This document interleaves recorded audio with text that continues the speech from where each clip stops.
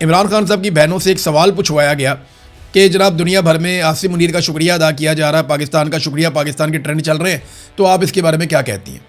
तो इमरान खान की बहनों ने कहा जी कहाँ पे ट्रेंड चल रहे हैं, किस चीज़ का शुक्रिया अदा करें? मैंने सारा सोशल मीडिया ट्विटर देखा, एक ट्वीट शुक्रिया की नहीं मुझे मिली। तो इनका किस बात पे शुक्रिया अदा करें? इस बात पे करें जो उन्होंने कश्मीर में किया है, इस बात का शुक्रिया अदा करें जो उन्होंने 26 नवंबर को कत्लेआम किया। जो जुल्म ये इमरान खान पर कर रहे हैं इनका कभी कोई शुक्रिया अदा नहीं करेगा। लोग बद्दुआएं दे रहे हैं। हम ख़वातीन के साथ यहाँ अडयाला के बाहर होता हुआ जुल्म देख रहे हैं जो हमारे साथ होता है, पूरे पाकिस्तान ने देखा है। हम इस बात पर शुक्रिया अदा करें इनका। अपने मोहल्ले में आप आवाम की मारपीट करें और बाहर जाकर सुलह सफाई करवाएं, इस पर शुक्रिया कोई नहीं करता। ये इमरान खान की बहनों ने टका कर जवाब दिया जब सवाल उनसे पूछा गया। देखिए, कौम शुक्रिया तब अदा करेगी जब कौम को कुछ मिलेगा। नंबर एक, सबसे पहले कौम को उनका हक मिले कि वो जो फैसला करें उस फैसले के मुताबिक मुल्क चलना चाहिए। पहला हक तो ये है। दूसरा, जो लोग मुल्क चला रहे हों वो इस नीयत के साथ चलाएं कि कौम आगे बढ़े, तरक्याती मंसूबे लगें, तरक्याती बजट ज़्यादा हो, लोगों की तनख्वाहों में इजाफा हो, लोगों की आमदन बढ़े, महंगाई कम हो, गुर्बत कम हो, बेरोज़गारी कम हो, बाहर से सरमायाकारी, ये सारी चीज़ें आप करेंगे तो लोग आपका शुक्रिया भी अदा कर सकते हैं। लेकिन उसके लिए आपको लिजिटिमेट गवर्नमेंट होना चाहिए। अगर आपकी हुकूमत ही जाली है तो आप जितने मर्जी अच्छे काम करें, जैसे हसीना वाजिद थी, उसकी जाली हुकूमत थी, वो बहुत अच्छे काम करती थी, लोगों ने उठा के बाहर फेंक दिया।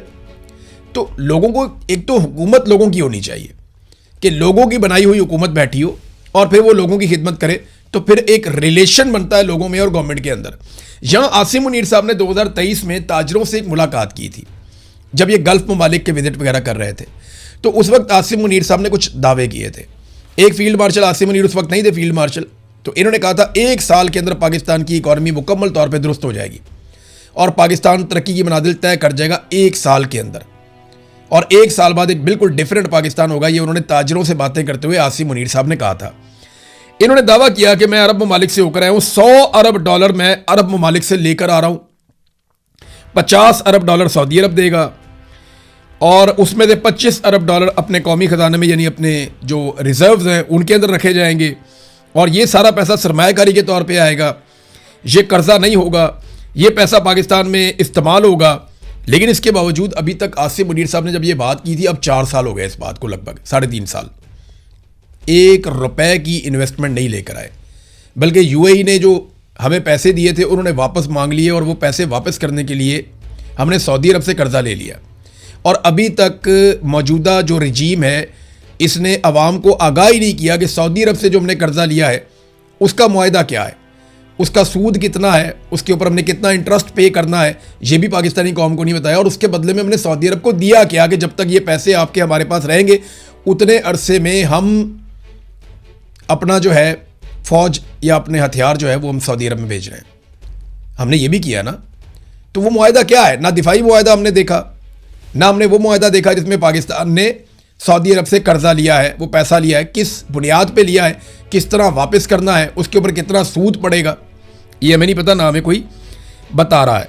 तो बैरूनी दौरे इन्होंने रिकॉर्ड लगा दिए, दौरे कर करके। तो जब अमेरिका को ज़रूरत पड़ी तो अमेरिका के काम आते आते इन्होंने एक अच्छा काम कर दिया कि इस खित्ते के अंदर जो एक लड़ाई चल रही थी उसमें सुलह के लिए अपना किरदार अदा कर दिया। तो ये बड़ी अच्छी बात है, लेकिन इससे आम पाकिस्तानी को जो मिलना चाहिए था वो तो नहीं मिला। इन दौरों के नतीजे में इन्वेस्टमेंट आनी चाहिए थी। जितने दौरे इन्होंने आज़रबाईजान के करने थे, यानी बेशुमार दौरे, पूरे खानदान ने, टब्बर सारा जाता है मुरमुड़ आज़रबाईजान, और मुझे पता है क्यों जाते हैं। तो आज़रबाईजान के इन्होंने इतने दौरे किए, वहाँ से $2 अरब आना था, अभी तक नहीं है। कहाँ है $2 अरब जो इन्होंने आज़रबाईजान से लेकर आना था? मेरे ख्याल में इतना पैसा तो इन्होंने वहाँ जा के खर्च कर देना है जितना पैसा इन्होंने आज़रबाईजान से लेकर आना था। नाज़रीन, अब थोड़ा सा इंटरनेशनल न्यूज़ की तरफ आपको लेकर जाऊँगा। मेरे पास एक बहुत बड़ी खबर है आज। इंटरनेशनल ये चल रहा है कि ईरान ने फौरी तौर पे जो IAEA को मुआयना करवाना था वो अभी नहीं करवा रहे, और डोनाल्ड ट्रंप ने कहा मुझे भी कोई जल्दी नहीं है, ये टाइम आएगा तो ये चीज़ें हो जाएंगी। लेकिन मिसाइल प्रोग्राम का कोई तस्करा मौजूद नहीं है इस मुआहदे में। ये ईरानी सदर पाकिस्तान आए हुए, उन्होंने यहाँ पे कहा, और शहबाज शरीफ ने भी इसकी तायीद की कि ईरान का जो मिसाइल प्रोग्राम है उसका कहीं पे कोई तस्करा नहीं है। और ईरानी जो सदर है उन्होंने एक बात की, उन्होंने कहा जी हमारा जो मिसाइल प्रोग्राम है ना, इस प्रोग्राम की वजह से हमें ये सारी कामयाबी मिली है। यानी हमारे पास अगर मिसाइल ना होते जो कि हम अपने दिफा के लिए बनाए हैं, तो इसराइल और अमेरिका ईरान को इसी तरह तहस नहस कर देते जैसे उन्होंने गजा को तहस नहस किया है, और वो बूढ़ों या बच्चों पर किसी पर रहम ना करते। वो इंसानी हकूक की बात करते हैं, ये एक बहुत बड़ा झूठ है।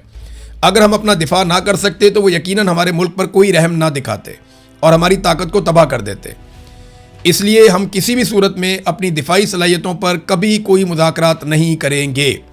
तो शहबाज शरीफ साहब ने कहा बैलिस्टिक मिसाइल तो दुनिया के मुल्कों के पास है, अगर ईरान के पास भी है तो इससे कोई प्रॉब्लम नहीं है और ये मुआहदे का हिस्सा नहीं है। ये ईरान ने बड़ा कैटेगोरिकली, बड़ा क्लियरली उसने कह दिया है। एक नादरीन खबर आई है ऐसी अमेरिका से कि वहाँ भूचाल मचा हुआ है और हड़बड़ाहट मची हुई है कि ये क्या खबर है। मसला ये हुआ है कि अमरीकी तैयारे का एक पायलट, आपको याद होगा, वो गिर गया था ईरान में, जिसको निकालने के लिए बहुत बड़ा ऑपरेशन अमेरिकन ने किया था। उसका तैयारा गिरा तो उसने इजेक्ट किया अपने आप को और वो ईरान की सरजमीन पे उतर गया। उसने ये बताया कि जब मैं अपने तैयारे से बाहर निकल रहा था तो मैंने ईरानी ड्रोन्स के एक गौल को देखा जो एक साथ मिलकर जेलीफिश की तरह मुशाबत रखते हुए फॉर्मेशन में हरकत करने का मतलब यह कि हर ड्रोन दूसरे ड्रोन के साथ कनेक्टेड था। यानी उन्होंने हवा में जो शक्ल बनाई हुई थी वो एक मूवमेंट कर रहे थे और वो सिंक्रोनाइज थे एक दूसरे के साथ। उन सब ड्रोन्स की जो हरकत थी वो एक दूसरे के साथ कनेक्टेड थे, एक दूसरे के साथ फॉर्मेशन में हरकत कर रहे थे। फॉर्मेशन ये कहते हैं जैसे फौज चलती है ना, तो उन्हें पता है फॉर्मेशन क्या होनी चाहिए। कभी आपने देखा होगा स्टेडियम के अंदर तो लोग बहुत सारी शक्लें बनाते हैं, यानी नीचे परेड कर रहे होते हैं, अचानक से डी लिखा जाता है, अचानक से एफ लिखा जाता है, अचानक से कोई नाम लिख देते हैं, कोई परचम बना देते हैं, कोई फूल बना देते हैं। वो इस तरह के मुजाहरे करते हैं ना ग्राउंड के अंदर, जब आप देखते हैं स्टेडियम में। ये इसी तरह ड्रोन फॉर्मेशन के अंदर जा रहे थे। अब ईरान में अगर ये सलाहियत है तो अमरीकी इंटेलिजेंस जो है उसके अंदर एक नई बहस छिड़ गई है कि अगर ईरान ये कर सकता है और इस नामालूम ड्रोन सलाहियत को वो हासिल कर चुका है तो फिर बहुत बड़ी मुसीबत बन जाएगी। वो इस बात की तहकीकात कर रहे हैं कि या तो ये पायलट की कोई गलतफहमी है, वो ज़ख्मी था और वो नहीं समझ पाया, और अगर वो दुरुस्त समझ पाया और उसने वही चीज़ देखी है जो वो बता रहा है तो इसका मतलब ये है कि बहुत जदीद मशीन ईरान तैयार कर चुका है जो मुस्तकबिल में बहुत मुश्किल से ही कोई कंट्रोल कर पाएगा कि एक फॉर्मेशन के अंदर ड्रोन्स हरकत कर रहे हैं। चाइना के पास इस किस्म की टेक्नोलॉजी है, वो ड्रोन्स के साथ कुछ आजकल फ़िज़ाई शोज़ वगैरह भी करते हैं, इस तरह की चीज़ें करते हैं, लेकिन वो छोटे ड्रोन्स होते हैं। ये जो खुदकुश ड्रोन्स हैं अगर वो इस तरह मूव कर रहे हैं तो ये एक बड़ी मुसीबत बन जाएगी। नाज़रीन, दुनिया का सबसे ताकतवर कंप्यूटर, इसे सुपर कंप्यूटर कहते हैं। ये कितना ताकतवर है मैं आपको थोड़ा सा बता देता हूँ, और मैं आपको ये बताता हूँ कि ये कंप्यूटर चाइना ने बना लिया है।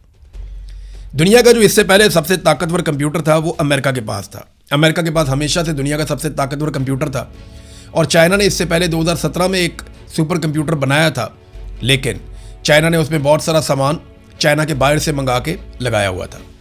आज जो चाइना ने अपना सुपर कंप्यूटर बनाया है वो सारा का सारा कंप्यूटर चाइना ने अपने मुल्क में तैयार किया है, तो वो खुद कफील हो गया मुकम्मल तौर पे और उसने दुनिया का सबसे कामयाब और सबसे तेज़ और नंबर 1 सुपर कंप्यूटर बना दिया है।